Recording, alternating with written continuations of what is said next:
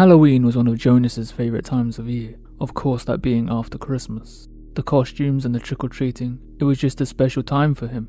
And this tale that I tell you today happened last year on Halloween night.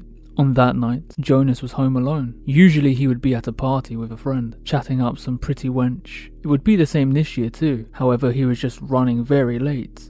You see, our man had recently moved into a new place just a few weeks prior, a little house on the edge of town. It was perfect for him. It was isolated, with no noisy neighbours or the chaos of the city. He had been busy all throughout that day, painting and decorating the interior. It was an old house and needed some love, so he told his friends earlier on in the day, "I will join you later on in the night." From around 5 to 8:30, he periodically had a knock on the door and would get up to pass out candy.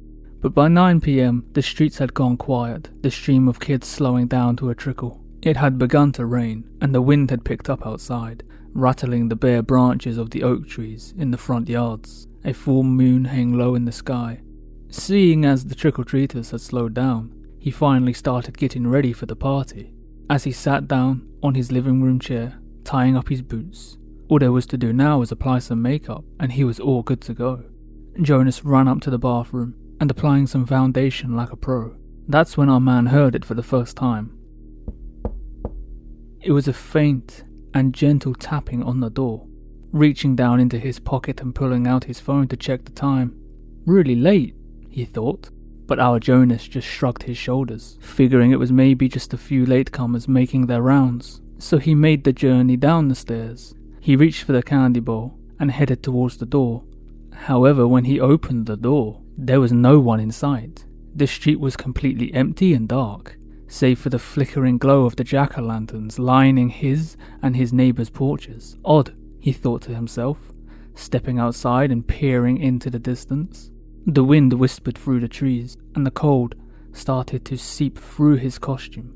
Strange, I could have sworn I heard the door, Jonas grumbled, shaking his head and brushing it off.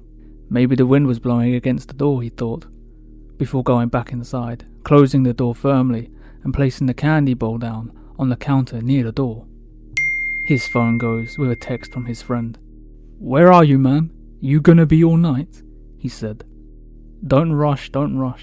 I'm just adding a few finishing touches. It needs to be perfect," he fired back before running back upstairs to finish off. Then, about 10 minutes later, after he had perfected his look and snapping a few cheeky mirror pictures, it happened again.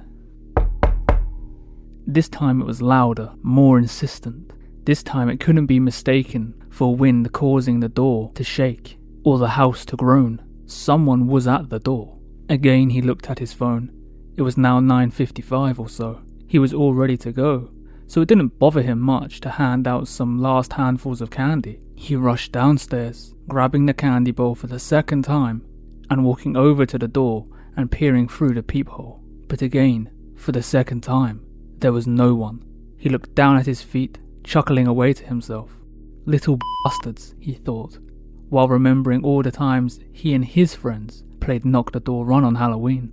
He opened the door again and stepping outside and scanning the yard and the street beyond, with the intention of playing the grumpy old house owner who chases the kids away. But it was empty, just as before. But as he stood there, his smirk slowly began to fade away. Something just felt different to him. Something just felt wrong. The air was colder, the wind carrying a low, almost inexplicable hum, like a distant, droning chant. Just as our man was about to go back inside the house, that's when he saw it. Movement at the edge of the yard. A shadow dancing between the trees. It was quick, but he saw it clearly. A dark figure, tall, its limbs long and unnatural, moving with a strange, jerky grace. Jonas's heart slammed in his chest while staring at the spot where it had been. A cold breath caught in the man's throat, but he snapped out of it, shaking his head. Why am I being so stupid, he thought. It's been a long day, but deep down in the depths of his belly, the man couldn't shake the feeling of being watched. Feeling quite uneasy, he slammed the door as he walked back inside, heading for his coat on the banister, and then to the kitchen to fetch the beers and the other drinks he had bought for the party. His mind kept going back to what he saw while loading the bottles into a container. What if, he said to himself, I don't believe in ghosts or monsters, but I'm not delusional. I know I saw something. Maybe I'm just a little tired, I don't know. Probably just some jackass trying to scare me. Did a damn good job of it too. But what if? He thought. But he had no more time to dilly-dally and focus on this weirdo, so heading back towards the door for the last time that night, our Jonas stopped for a moment, hesitating to leave. He just stood there with an unsettling silence, broken by the occasional creak of a floorboard. That's when he heard it, the voice, from just outside the front door. But he heard it clearly. His blood ran cold, as would yours. He backed up a few steps. How long was this creep standing there? How did he know that I was by the door? He thought to himself. The door began to rattle, as whoever was on the other side started to furiously bash me. Our man backed away more, legs shaking, mind screaming for him to run away.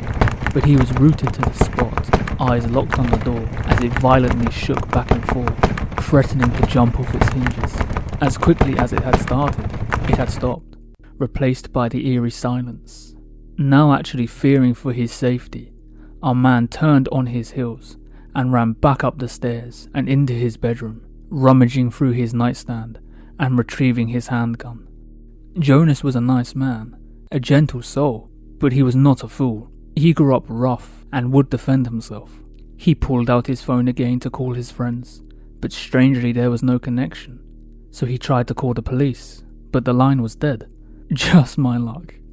A cold chill would run up his spine when he heard the sound of the front door cracking open. What the he thought, his mind going to the spare key he left under the flower pot outside his porch. Oh, what a dumbass I am. Faced with no other option, Jonas had to confront this weirdo and get him out of his property. He plucked up the courage and left his bedroom, gun in hand and ready, as he walked towards the stairs. Staring down from the top step, you could see the front door directly.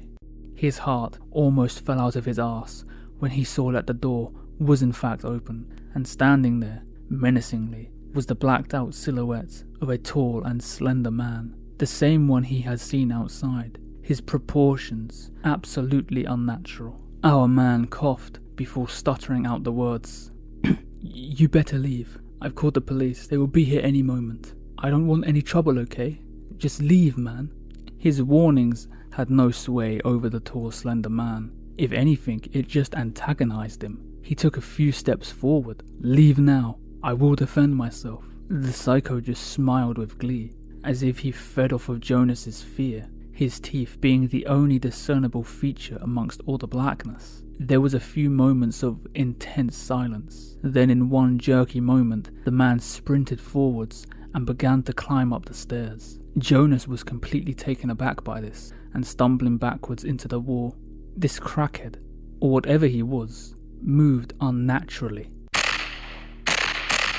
Jonas fired 3 times, one completely missing and hitting the wall, but the other 2 hitting their target. The guy tumbled backwards down the stairs with loud heavy thuds as he let out an oddly pitched screech. Our lovely Jonas just stood there for a moment, absolutely shook. He just shot somebody. He rushed to look down at the bottom of the stairs, but the man wasn't there. All he could see was a trail and puddle of blood on the floor.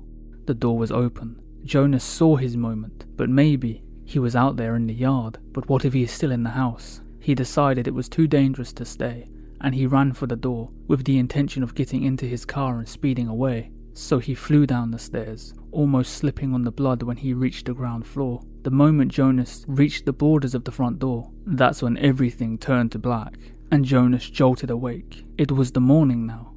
Wakey wakey, his friend said, as he called over to him. I thought you would be out a lot longer than that, given how much you drank last night, Jonas. Was I here all night, Pavel? He hazily replied.